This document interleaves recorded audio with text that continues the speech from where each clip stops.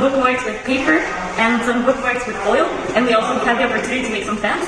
And it was very interesting because at the beginning we had some lectures, some talks about handcrafts in different cultures, which was very interesting, and I'm very happy to be an international student here. Thank you. This was quite a nice experience to have exposure of different kind of art from different parts of the world. So the philosophy behind the art is to convey the message of like how humanity survives with the passage of time.